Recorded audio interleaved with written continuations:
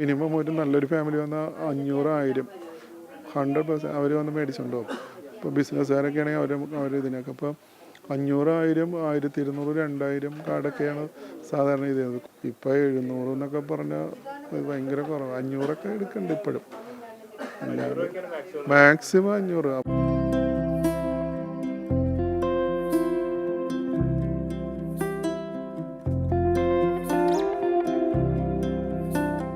വിവാഹ കാർഡിന്റെ എണ്ണത്തിലെ കുറവ് വിവാഹങ്ങൾക്ക് സംഭവിച്ചിട്ടില്ല എന്നാണ് കണക്കുകൾ വ്യക്തമാക്കുന്നത്. 1,00,000-ന് മുകളിൽ വരെ വിവാഹങ്ങളാണ് സംസ്ഥാനത്ത് പ്രതിവർഷം രജിസ്റ്റർ ചെയ്യപ്പെടുന്നത്. അതേസമയം ഒരു വർഷം കോടതിയിലെത്തുന്ന വിവാഹമോചന കേസുകളാകട്ടെ 30,000-വും. നേരത്തെ ഉള്ള കേസസ് എന്ന് പറയുമ്പോൾ നമ്മുടെ ഒരു ഹസ്ബൻഡും വൈഫും തമ്മിലൊരു അണ്ടർസ്റ്റാൻഡിങ്ങിലേക്ക് പോകാനുള്ള കുറച്ചുകൂടെ പോസിബിലിറ്റീസ് ഉണ്ടായിരുന്നു. കാരണം ഫാമിലി മെമ്പേഴ്സ് കുറച്ചും കൂടെ ഇൻവോൾവ് ആവുന്നത് അവരെ ഒന്നിപ്പിക്കാൻ വേണ്ടിയിട്ടായിരുന്നു. ഇപ്പോഴത്തെ ഒരു പുതിയ സിറ്റുവേഷൻ അനുസരിച്ച് പാരൻസിനൊക്കെ ഒത്തിരി പേടിയുണ്ട്. എൻ്റെ മോളെ കെട്ടിച്ചു വിട്ടാൽ അവർക്ക് എന്തെങ്കിലും അപകടം പറ്റുമോ, അപ്പോൾ എന്തെങ്കിലും ഇഷ്യൂസ് വന്നിട്ടുണ്ടെങ്കിൽ അവരും കുറച്ചുകൂടെ സപ്പോർട്ടീവാണ്, മോള് തിരിച്ചു പോരെ എന്നുള്ള രീതിയിലുണ്ട്. അതിനേക്കാൾ ഉപരിയായിട്ട് എനിക്ക് തോന്നുന്നത് കപ്പിൾസിൻ്റെ ഇടയിലൊരു അണ്ടർസ്റ്റാൻഡിങ് എന്ന് വെച്ചാൽ ആ അണ്ടർസ്റ്റാൻഡിങ്ങിലേക്ക് വരണമെങ്കിൽ അവരുടെ ഇടയിലൊരു പ്രണയം ഉണ്ടാവണം. ഇപ്പോൾ പ്രണയിച്ച് വിവാഹം കഴിച്ച ആൾക്കാരാണെങ്കിൽ പോലും വിവാഹത്തിന് ശേഷം ആ ഒരു പ്രണയം അവരുടെ ഇടയിൽ നഷ്ടപ്പെട്ടു പോകുന്ന അവസ്ഥകൾ പലപ്പോഴും കാണാറുണ്ട്. ഇക്കാലത്ത് വിവാഹബന്ധം വേർപ്പെടുത്താനായി കോടതിയെ സമീപിക്കുന്നവരിൽ ചെറുപ്പക്കാരെന്നോ പ്രായമായവരെന്നോ ഉള്ള വ്യത്യാസമില്ലെന്ന് ഈ മേഖലയിൽ പ്രവർത്തിക്കുന്നവർ പറയുന്നു.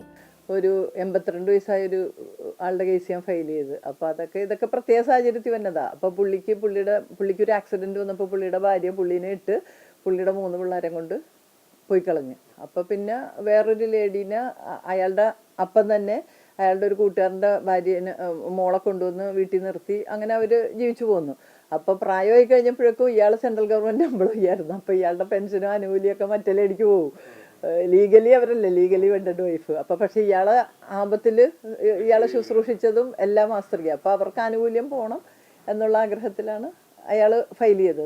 വിവാഹവുമായി ബന്ധപ്പെട്ട കേസുകൾ കൈകാര്യം ചെയ്യുന്നതിനായി മാതൃകാപരമായ സാമൂഹിക ഘടനയുടെ ആവശ്യവും രംഗത്തുള്ളവർ ചൂണ്ടിക്കാട്ടുന്നുണ്ട്. ഒന്നില്ലെങ്കിൽ പോലീസ് സ്റ്റേഷൻ അല്ലെങ്കിൽ വക്കീലിൻ്റെ അടുത്ത് പോകും. അപ്പോൾ ഈ പ്രശ്നം അഗ്രവേറ്റ് ചെയ്യുള്ളൂ. എന്താ വെച്ചാൽ ഒരു പ്രൊഫഷണൽ ഇൻട്രസ്റ്റിൽ മാത്രം ഡീൽ ചെയ്യണ വക്കീലന്മാരാണെങ്കിൽ, അല്ലാത്തവരും ഉണ്ട്. അപ്പോൾ തന്നെ അവരൊരു കക്ഷീനെ കിട്ടി അതിലൊരു 5 കേസ്. പിന്നെ കക്ഷികളെന്ന് വെച്ചാൽ അവർക്കും ഇതിനെക്കുറിച്ച് കൺഫ്യൂസ്ഡാണ്, അവർക്കും കാര്യങ്ങൾ അറിയില്ല. നമ്മൾ എഴുതി കൊടുക്കുമ്പം ഉള്ളത് ഇച്ചിരി കൂടി നമുക്ക് ലീഗൽ സ്ട്രെങ്ത് കിട്ടാൻ വേണ്ടിയിട്ട് നമ്മൾ ലീഗലായിട്ട് മൂവ് ചെയ്യുമ്പോൾ നമ്മുടെ കേസ് നമ്മൾ ജയിക്കണമല്ലോ. അപ്പോൾ നമ്മൾ ഇച്ചിരി കൂടി കാര്യങ്ങളൊക്കെ ഡിഗ്രി കൂട്ടി എഴുതി കൊടുക്കും. അപ്പോൾ മറ്റേവർക്ക് അതിൻ്റെ പുറത്ത് വൈരാഗ്യം ഉണ്ടാകും. അപ്പോൾ ഒരു ചെറിയൊരു നിസ്സാര ഇഷ്യൂ ആണെങ്കിലും അത് അഗ്രവേറ്റ് ചെയ്യും. പിന്നെ അത് ലാസ്റ്റ് ഒരു ഡിവേഴ്സിൽ ചെന്ന് കലാശിക്കും.